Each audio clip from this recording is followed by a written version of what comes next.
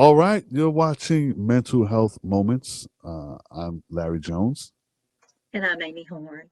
and today we're going to be talking about co-parenting. Right? Yes, So, Larry, it's really difficult to co parent, but we want to discuss not just co parenting as a married couple right, or two singles that have a child, but also divorced couples and how that affects children. right. Now, I want to jump right in with a question. What's the Go most ahead. important? Yeah, what's the most important factor in making co-parenting successful after divorce? Number one, there's still a hierarchy, there's still two parents and the children, and the two parents have to be a team. Right. You can't fight each other in front of the kids. You can't badmouth each other in front of the kids. Um, a joined front. You want your children to feel loved, and the way you treat your ex is how your children feel. And so that's so important because they need to understand they are loved. Because if you hear from your parent, you're just like your dad, you're just like your mom, Yeah. and they know you don't like your dad or your mom, that child feels suddenly as if they're not loved. Well, I know how you feel about my daddy, so you must hate me too. Yeah. These children don't know how to externalize the way you feel about each other. So that's the biggest thing is just respecting each other. You don't have to be nice, polite, friendly. You don't even have to like each other. You got to respect and speak kindly because that's what you're showing your children you expect from them. Right. Right. Now, here's one. You have some parents, right, who basically use the child as a carrot dangling in front of the other, one's face and Yeah. putting stipulations on certain situations. Well, you Yeah. can't come and you don't, he or she cannot come over there today, or whatever the case is. They use that child as a pawn. What do you say to that?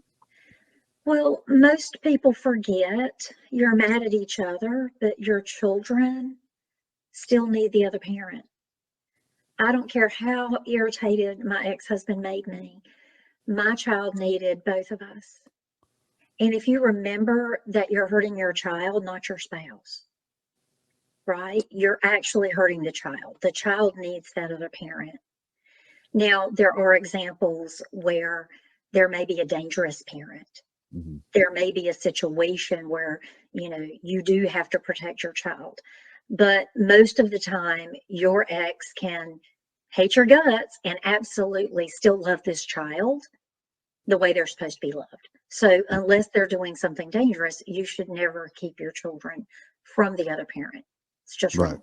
Yeah, it's very wrong. Now, how should parents handle conflicts or disagreements, during co-parenting? How should they handle that?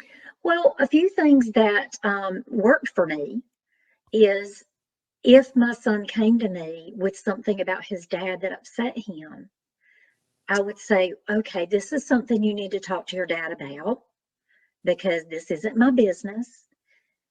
I can help you with the conversation and let you talk to him, or I can talk to you about how to talk to him about it. And nine times out of 10, younger children will say, Mommy, I need you to help me, or Daddy, I need you to help me. And so I would shoot a text and give a heads up. Hey, Cole wants to talk to you about something. It's really important that you respond well. Can we FaceTime with you? He wants to talk to you. Right. And usually he would respond with, yeah, can you give me a heads up what it is? And I'm like, I'd rather him talk to you about it because it's not my business and I don't want to be in it. And so they would FaceTime and I would either sit in the room and I'd say, hey, I'm in the room. He wanted me here, but I'm not in this. Right. Or I'd say, hey, he's on with you. I'm leaving now. This is for y'all. It just supports the other parent and the child relationship. Your child will love you for doing that. Right. Right. Now, okay, I have another question. Mhm. In a case where the child goes to one parent's house for the weekend, or spends a week over there, should they have different rules and regulations on the other side? Honestly, if the the two parents can be on the same page with basic things, the time they wake up, the time they go to bed, the way they eat, the discipline. If I disciplined Cole here, his dad followed up there.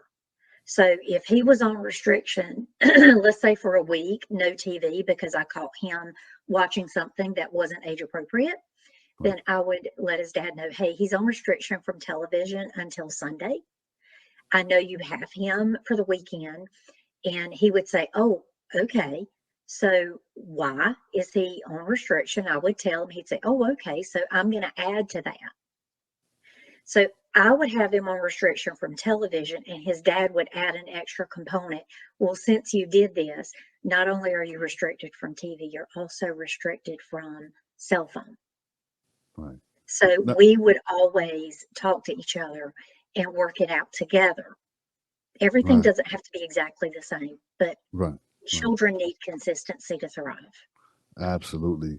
Now, why can't things just be so simple and blended families just get along and vacation together and everybody can just be happy? I think that'll, it's, Emotions. yeah, yeah. It just won't work. I mean, it'll be beautiful, but it Yeah. won't work. It's hard though. I mean, your emotions get in the way sometimes, and you hear your children say things, and you want so bad to be like, no, that is not who you think that is.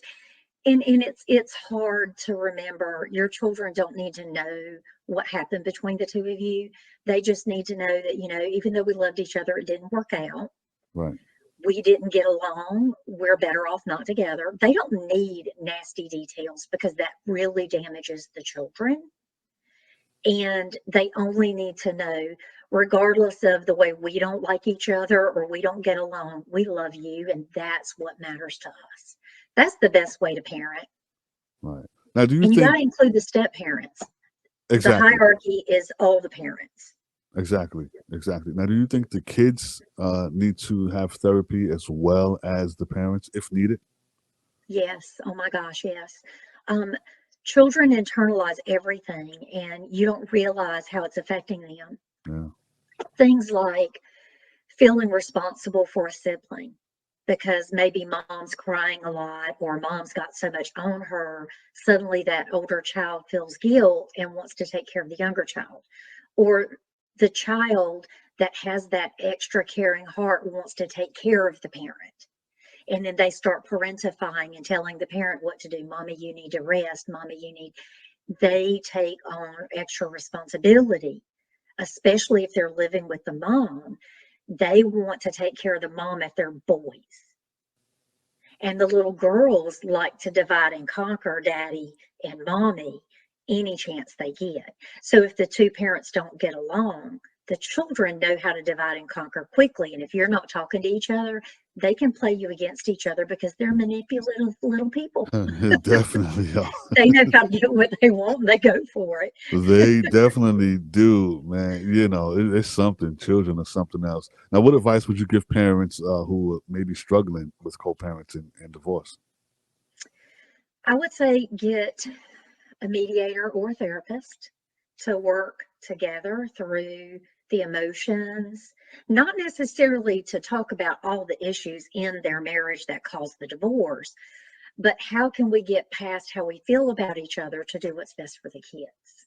Right, right.